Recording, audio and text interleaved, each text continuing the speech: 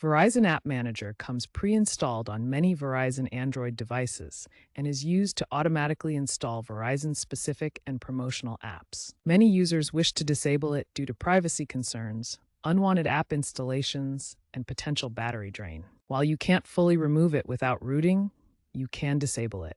First, open your device's Settings app. Next, go to Apps or Apps and Notifications, then see All Apps. Locate Verizon App Manager in the list. Tap Disable to turn it off, which stops background processes. You can also force Stop to halt operations immediately. Disabling the app prevents automatic installations and reduces data usage.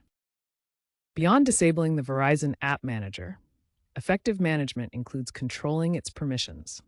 Before disabling, if possible, access the app's settings to review and revoke permissions such as location access or contacts, which helps limit data collection and sharing. To disable auto-install features that push unwanted apps, open the Verizon App Manager if accessible.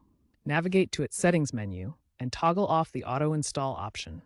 On some devices, this setting appears in the app's notification preferences or permission screen instead. Keep in mind that disabling the Verizon App Manager may restrict access to carrier-specific features, such as visual voicemail services.